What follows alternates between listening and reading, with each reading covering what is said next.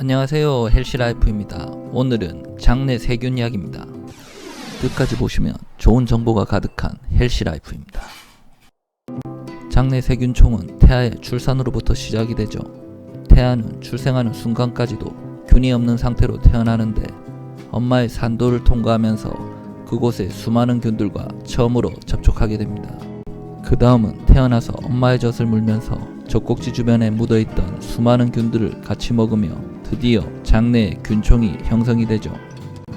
많은 연구에 따르면 모유 수유를 한 아이와 하지 않은 아이, 살균된 젖꼭지를 문 아이와 그렇지 않은 아이, 제왕절개로 태어난 아이와 자연 분만한 아이의 장내 세균총은 모두 다르다고 해요. 태어나서 처음 형성되는 장내 세균총이 자신의 면역에 직접적인 영향을 미치는 것이고, 처음 형성된 세균총은 거의 평생 지속되는데 성장하면서 변하기도 하지만 크게 변화하지는 않아요. 처음 형성된 세균총은 선호 음식에도 영향을 주며 항생제의 사용은 이러한 장내 세균의 정상적인 형성을 일순간에 파괴해버립니다. 장내 세균을 다양하게 하는 것은 먹거리와 직접적인 관계가 있죠. 예를 들면 지방을 먹이로 하는 세균은 기름진 고기를 필요로 하죠. 그러나 이런 경우 고기 대신 기름진 음식인 다양한 견과류를 공급하는 것이 더 바람직합니다.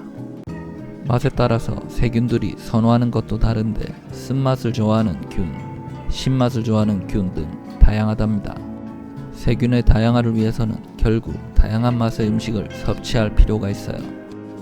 예를 들면 유산균이 부족하다고 하면 우리는 1차적으로 유산균을 보충하지만 아무리 유산균을 외부에서 보충해도 유산균이 먹고 살 음식이 지속적으로 공급되지 않으면 유산균들은 이내 죽고 말 것입니다. 그러면 다시 유산균이 부족하게 되고 유산균을 또 복용해야 하는 악순환이 계속되는 거죠. 세균들이 살 수 있는 먹이를 지속적으로 공급하면 자연적으로 세균들은 다양해집니다. 유의해야 할 점은 식물에도 독성이 있다는 건데 식물 독성이 장내 세균에 영향을 미칠 수 있습니다. 맛이 너무 강한 식물을 복용할 때는 특히 조심해야 하는데 익혀서 어느 정도 독성을 중화할 필요가 있습니다. 익히는 음식의 유기산이나 비타민이 파괴될 것을 걱정할 필요는 없습니다. 파괴되는 성분은 다른 음식을 통해서도 충분히 보충할 수 있으니까요. 세균에 따라 좋아하는 색도 다른데 다양한 색의 음식을 복용하는 것은 음식에 함유된 성분을 섭취하기 위한 것보다 장내 세균의 먹이로서 훨씬 더 중요한 의미가 있는 거죠. 그러나 색이 있는 음식은 간혹 상당히 독성을 갖고 있으므로 천연식품에서 추출한 천연색소라 하더라도 너무 많이 복용하는 것은 도움이 되지 않습니다. 가공음식에 들어있는 화학물질도 장내 세균의 다양성을 해치는 주범 중 하나인 거죠. 오늘은 장내 세균을 늘리는 음식 섭취법에 대해 알아보았고요.